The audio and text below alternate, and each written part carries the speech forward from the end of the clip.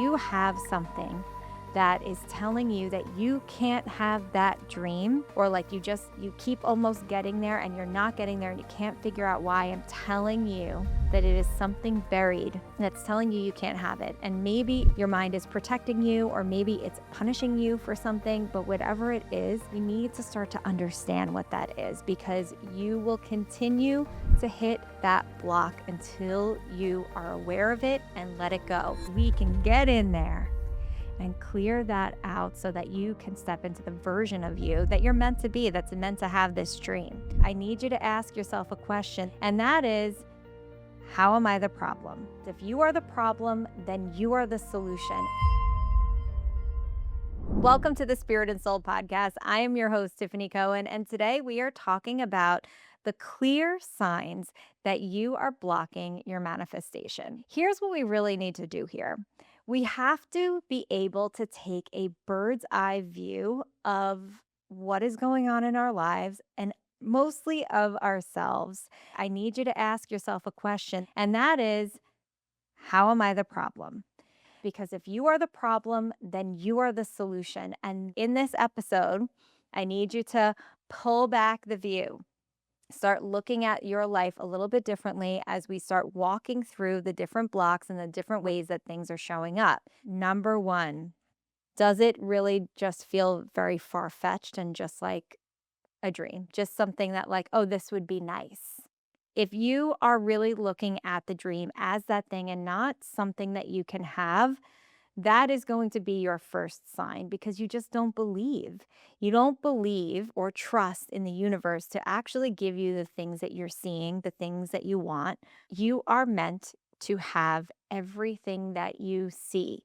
If you are given a vision, if you have a vision for something, that is meant for you. You created a timeline to it, but you have to start doing the work to get there. And part of doing that work is believing that you can have it. And the person that you need to be on that journey is the willing participant, whatever that takes, because you can't have a dream, decide that you want this dream, and then just continue to sit and watch Netflix. It's just not going to happen, my friend. So you have to take the aligned action. On top of that, you really need to start trusting that the universe is going to give you what you want. And listen, maybe you have some things lying underneath the surface. This is something that you want to start to understand where your trust issues fall, so that you can start trusting in the universe to give you the things that you want. Because when you actually feel yourself in that vision, it hits different. A lot of times in meditations and in the quantum field, when I bring people there, I say, now merge with that version of you. It feels like you're vibrating at a much higher frequency suddenly. Life feels a little bit lighter in that vision. And it's not just because you have all the things that you want, it's because you've let go of things along the way. You've let go of anchors you must have in order to have called in that big dream. What's happening in that dream or in that vision that you can take hints and clues about? Number two, when you think about the big dream, the big goal, the manifestation that you want, you feel tension in your body. You might feel it in your throat. You might feel it in your belly. You might feel it in your heart. And each spot actually tells a different story about what that energy is trying to tell you. The dream is hitting on an energetic blockage, let's say, within your physical body. And when it's hitting that energetic knot, it actually can't push through it. And so it's trying to tell you something. It wants to tell you to let it go. You may have a memory come up. You may have a trigger. You may have a feeling, because whatever stored that energetic blockage is going to be how it comes up. It's trying to tell you also where it is located. That also tells you a story. So if you know your chakras, you have 7 in-body chakras starting at the root, which is the base of your spine. That is the energy of safety, security. Then it moves up to around just below your belly button. That is your sacral chakra, your area of sensuality, sexuality, creation. Then you move up to your solar plexus in your belly. That is your area of confidence, of joy, of shining your light really bright, stepping into your light. We move up to the heart space. Heart space is all about the heart. feelings, emotions. I find worthiness sits here. Then we move up to the throat. The throat is your expression, whether it's internal expressions or external expressions, how you speak, the words that you speak to yourself. Okay.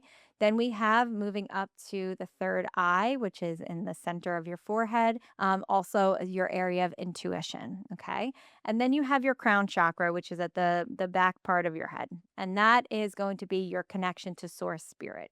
So now that we know this and we know the general energies that come with each chakra, if you have a blockage, let's say, in your heart space, well, and you feel it when you think about the manifestation, you feel your chest tighten, that's telling you that this has something to do maybe with the worthiness of receiving it. Do you feel worthy enough to receive this? Can you hold this? What's going on there? So, really looking at where you feel this tension in your body is going to play a massive, massive role in you allowing yourself to unwind it. I always say energy leaves clues, and this is how it's leaving it in your body. Spinal energetics is amazing for this because we can get in there and clear that out so that you can step into the version of you that you're meant to be, that's meant to have this dream. So, if you want to learn more about spinal energetics, make sure that you are clicking the links below in the description and we can set up a consultation, or you can just book it right then and there. Because if you are being drawn to that, that's your energy trying to tell you something. All right. And now the next thing is your subconscious mind is always going to be a ceiling for you. And if you have something that is telling you that you can't have that dream, or like you keep almost getting there and you're not getting there and you can't figure out why, I'm telling you that it is something buried that's telling you can't have it. And maybe it's your mind is protecting you, or maybe it's punishing you for something, but whatever it is, we need to start to understand what that is, because you will continue to hit that block until you are aware of it and let it go. This is where we have to start rewriting our stories, because we have gathered so much data, so much stories from our lives, the world around us, about who we are. That is not the truth. These are just things that we've experienced. And so you need to take that pen back and write the story, but you need to be aware of it. As you start going towards the manifestation and you think that every time you get there, something just happens, something collapses, things fall apart, and you're right there before that breakthrough, it is not your ability to have it. It's that simple, and we can unwind it. I have been manifesting a dream home on the beach for years. It's in Stone Harbor, New Jersey. Whenever I vision myself in this town, and I always see myself, I come in from outside and I walk, and what I was not noticing, that every single time I would come into that house, I was running. And so I decided that, well, that version of me must run. And so I started to jog. I started to run on my walks, little bits here and there. It felt like for me, it was shifting into the version, because now suddenly when I was running on the pavement in my home where I live now, I was feeling like I was running on the streets of Avalon, or if I was running on the beach. Like, I kept shifting onto that timeline. Visions are always trying to give us clues into the version of us that lives in that life. So really look at it. How can you start to be that version now? Vibrate at that energy of that person now. And this is what I do for people all the time, and saying that I just can't do this anymore. I don't know what this block is. And we just get in there, we figure it out, and they start living different lives. It's amazing the things that my clients have been able to manifest in their lives, from huge business deals, like gigantic, selling their business for millions. Like, I mean, every time I sit back when somebody has a transformation, they're telling me about what just happened, I don't take it for granted how awe-inspiring this work is, and realistically how amazing our mind and energy is, because all that it's looking to do is just, it's not looking to ruin your life.